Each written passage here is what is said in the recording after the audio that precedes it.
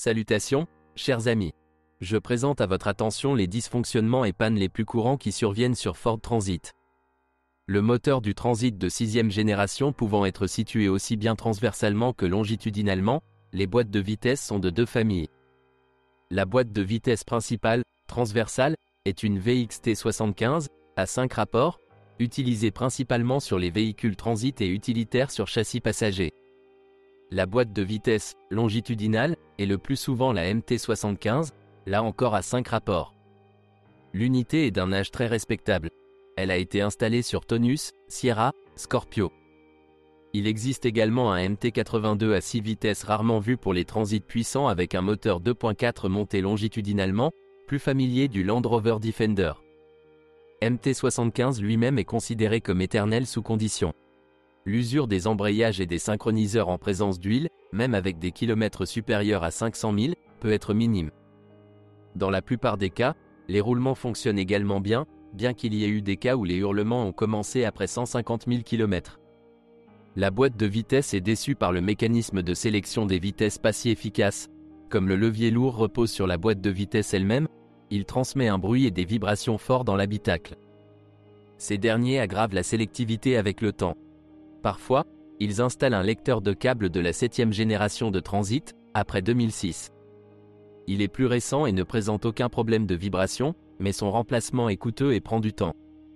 L'arbre de transmission et l'essieu arrière fonctionnent en conjonction avec la boîte longitudinale.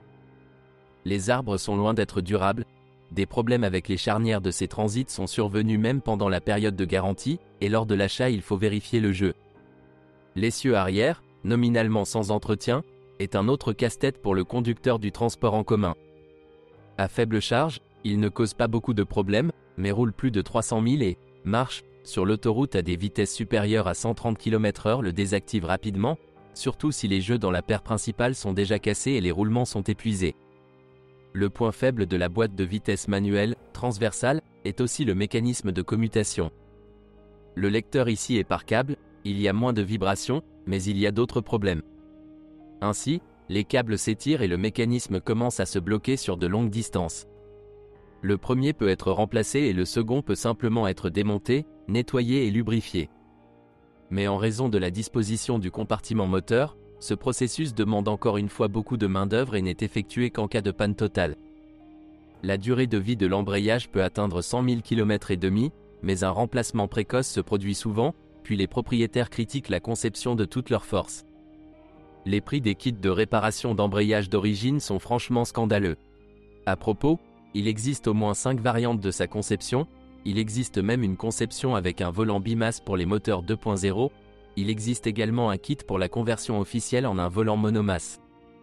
Dans les catalogues il existe une confusion traditionnelle pour Ford, il est seulement difficile de trouver des codes croisés, des remplacements et des analogues, les kits d'embrayage sont incompatibles entre eux et les butées de débrayage.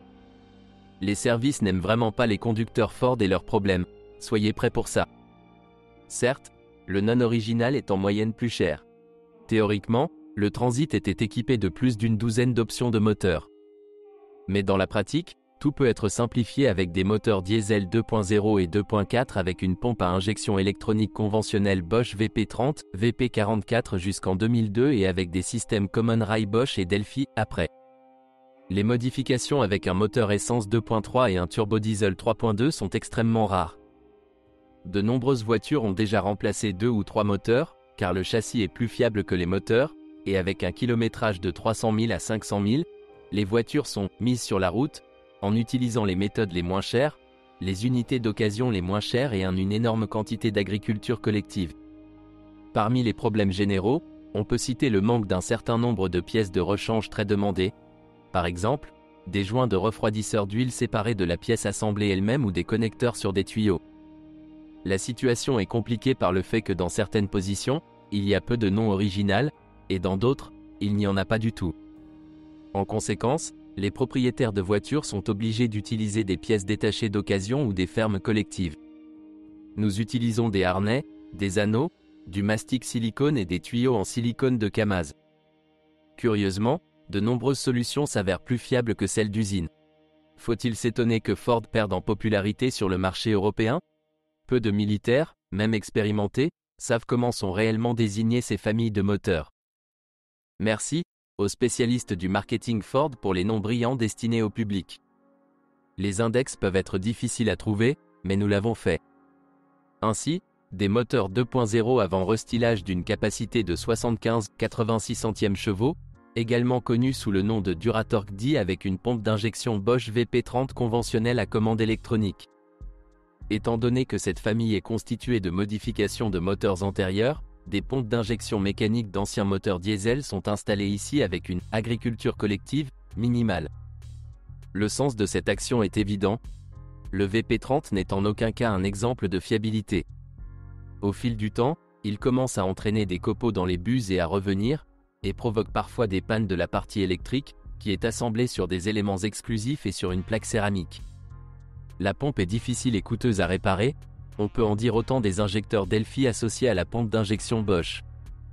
Ils essaient particulièrement souvent de remplacer le système d'injection sur les moteurs de 100 chevaux, où les injecteurs sont plus complexes, plus chers et nécessitent beaucoup d'enregistrement dans l'unité de commande électronique.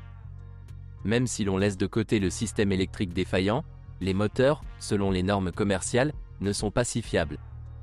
Dans la pratique, une chaîne de distribution à 2 rangées s'étire souvent après 200 000 et vers 250 à 300, le moteur peut commencer à cogner. Ce dernier, en règle générale, signifie soit une usure de l'extrémité supérieure de la bielle, soit un faux rond des culbuteurs et des arbres à cames. La restauration ne semble pas particulièrement difficile, mais il est important d'éviter que les culbuteurs et la cale de distribution ne s'envolent. De nombreux propriétaires notent que lors de l'utilisation d'huile 5W30 relativement liquide, le problème d'usure des lits et de la tête supérieure est plus prononcé que lors de l'utilisation de 5W40. Mais non moins souvent, le problème est attribué à l'habitude de conduire pour le moment, avec des régimes légèrement supérieurs à 1000 dans n'importe quelle situation. Il n'est pas fréquent qu'un moteur à piston arrive au point de réparation, soit en cas de kilométrage très cosmique, soit après une surchauffe, par exemple, due à une pompe cassée ou à un joint d'échangeur de chaleur qui fuit. Le prix des pistons d'origine est tel qu'on ne peut s'empêcher de se demander si Alpina ou Porsche les fabriquent. Les moteurs de 2,4 litres avant 2002 d'une puissance de 115-90 diffèrent des moteurs de 2 litres par leur cylindrée et la disposition des accessoires. La pompe à carburant est différente, VP44, mais en fonctionnement, elle est presque la même que la VP30. En général, les problèmes sont les mêmes, mais avec des ajouts. La pompe ici est très mal conçue et fuit souvent, et le moteur a encore plus peur de surchauffer. La tête supérieure de la bielle cogne plus tôt et plus fort, et la bielle peut également se briser au niveau de la tête inférieure en cas de surcharge. Après 2002, comme déjà mentionné, de nouveaux moteurs sont apparus sur le transit sous le nom commercial Duratorque TDCi. Mécaniquement, ils sont assez anciens, mais la nouvelle admission et l'équipement d'injection directe Delphi ont sérieusement modifié l'équilibre des forces.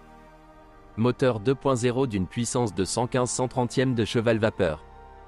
La série FMBA N7BA a reçu une pompe modernisée dans un module avec une pompe de direction assistée et un système de refroidissement mis à jour avec 2 thermostats, ainsi qu'un nouveau tendeur de courroie d'entraînement problématique pour les unités supplémentaires. La turbine est devenue à géométrie variable et au cours des dernières années de production du modèle, un actionneur électrique est apparu à la place du contrôle du vide. Moteur série 2.4 JXF APHF CH9FAH9FB avec 115-135-140 chevaux, tout comme la famille précédente, diffèrent peu par leur conception du 2.0, la modernisation de la série 2.4 relativement ancienne est dans le même volume, la même que celle du 2.0 moteur à rampe commune. Généralement, les systèmes Common Rail sont plus fiables que les simples pompes à injection avec injecteur, mais la conception de première génération de Delphi n'avait pas la pompe à carburant la plus aboutie, très sensible à la contamination, et même avec un retour court-circuité avant réchauffement en haut. De ce fait, à la moindre usure, ces produits non seulement contaminent les injecteurs et se déposent dans le réservoir et les filtres, mais pénètrent également en masse dans la pompe d'injection de carburant, ce qui provoque une réaction en chaîne d'usure et une panne quasi instantanée après le problème initial. En pratique, les injecteurs prescrits dans l'ECU ne posent pas un si gros problème si vous en installez des en bon état provenant de lots similaires. De plus, les codes d'injecteurs peuvent désormais être saisis même à l'aide d'un logiciel gratuit avec l'adaptateur OBD2 le moins cher. De plus, vous pouvez même sélectionner des codes en fonction de la base de données pour optimiser le processus de combustion sur des injecteurs reconditionnés en dehors de l'usine. Mais les problèmes liés au système de carburant ne s'arrêtent pas là. Il y a un EGR très capricieux et une admission extrêmement polluée, et la turbine et le groupe piston sont beaucoup plus chargés, de sorte que les moteurs les plus récents du 6e Transit sont à juste titre considérés comme moins fiables et moins performants que les moteurs relativement plus anciens. Ce sont toutes les informations sur les problèmes du Ford Transit. Si vous en savez plus ou n'êtes pas d'accord avec ce que vous avez entendu, je vous attends dans les commentaires.